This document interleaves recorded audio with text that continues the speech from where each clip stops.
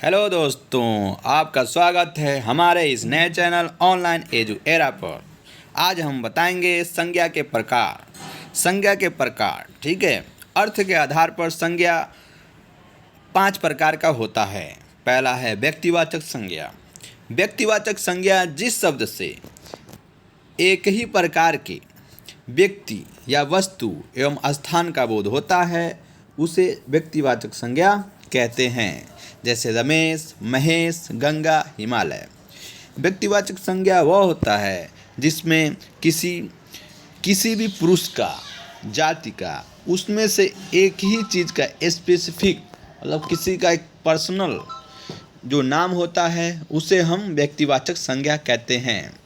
जैसे रमेश एक स्पेसिफिक नाम है, ये अपना एक अलग विशेषता रखता है।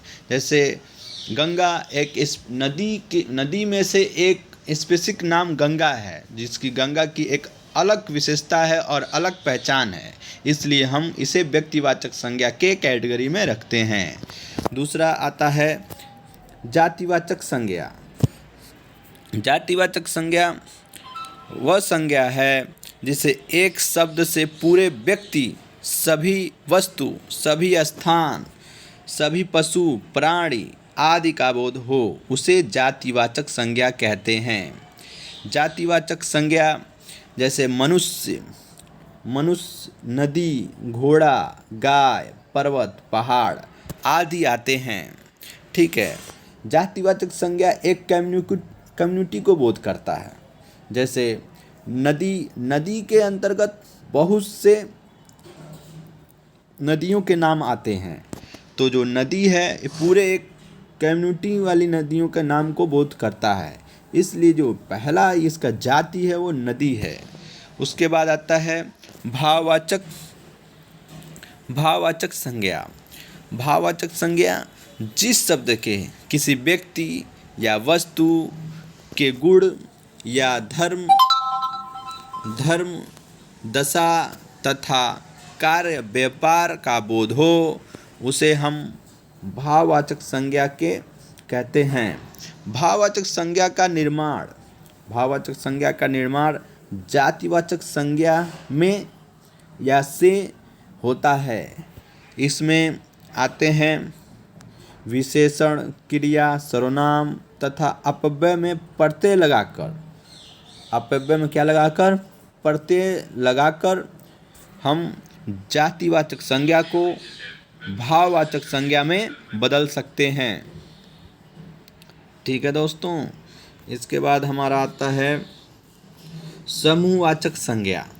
समूहवाचक संज्ञा जिस शब्द से व्यक्ति अथवा वस्तु के समूह अथवा बहुलता का बोध हो, उसे हम समूहवाचक संज्ञा कहते हैं। जैसे पुलिस,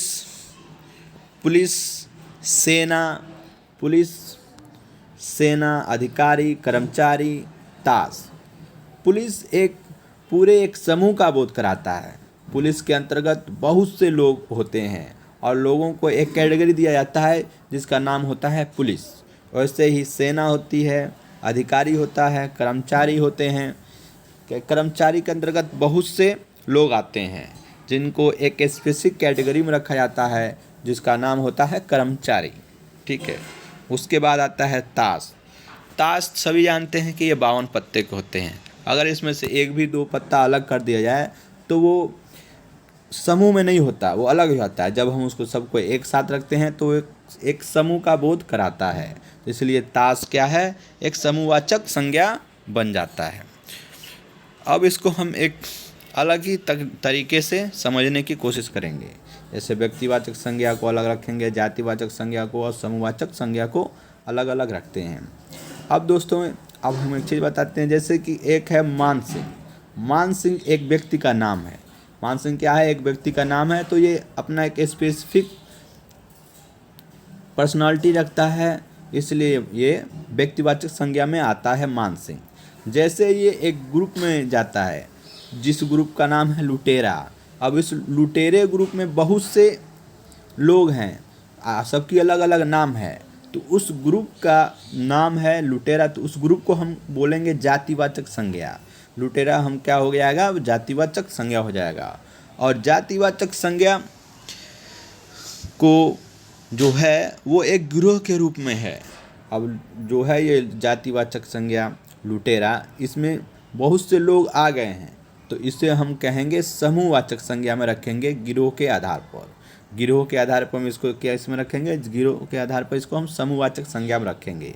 रामायण, रामायण हम सभी को पता है, रामायण दुनिया में एक ही किताब है जिसको एक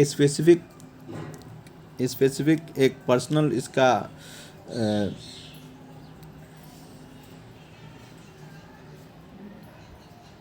एक मिनट दोस्तों,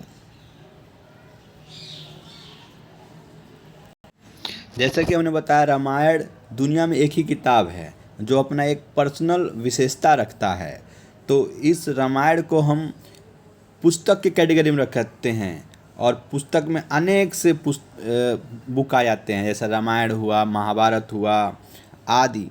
जो पुस्तक का जो नाम से बोध होता है उसे हम व्यक्तिवाचक संज्ञा कहते हैं। और यही उसी को जिस कम्युनिटी में रखा जाता है उसे हम जातिवाचक संज्ञा में रखते हैं। तो पुस्तक के अंदर बहुत से किताब आ जाते हैं, जैसे बहुत से बुक आ जाते हैं। और जहाँ पर पुस्तकों को रखा जाता है, जहाँ पर पुस्तक बहुत ज़्यादा पुस्तक रख दिया जाएगा उसे हम भंडार कहेंगे कि ये एक भंडारों में रखा गया है पुस्तक। तो भंडार किस में आ जाता है, भंडार आता है समूहवाचक संज्ञा के अंतर्गत आ जाता है। उसके बाद शुक्र, पृथ्वी, तो शुक्र और पृथ्वी, जैसे कि पृथ्वी है हमारा, वो एक अलग विशेषता रखती है। अब इतने ग्रह हैं, उस ग्रहों में एक पृथ्वी जो है इसका एक अलग विशेषता है। सबको पता है पृथ्वी नीले कलर की होती है, इसमें ये लोग होते हैं, इसमें एक जीवन है, तो ये अपना अलग विशेषता रख रही है, तो इसलिए इसको हम व्यक्तिवाचक संज्ञा में रख रहे हैं। और उसके बाद आता है ग्रह। अब ग्रह क्या होता है, जैसे शुक्र है, पृथ्वी है और शनि है, ये सब ग्रह के अंदर में आते हैं, जैसे ग्रह के अंतर्गत आते हैं। तो ग्रह क्या हो गया, एक जातिवाचक संज्ञा हो गया। और सौरमंडल, और सौरमंडल में अनेकों ग्रह आते हैं, कोई गिनती नहीं होती। तो सौरमंडल में ये जितने भी आते हैं ये समूहवाचक संज्ञा के अंतर्गत आते हैं। तो सौरमंडल हमारा हो जाता है समूहवाचक संज्ञा, ठीक है। उसके बाद हम देखेंगे द्रव्यवाचक संज्ञा। द्रव्यवाचक संज्ञा वह संज्ञा है जिसके द्वारा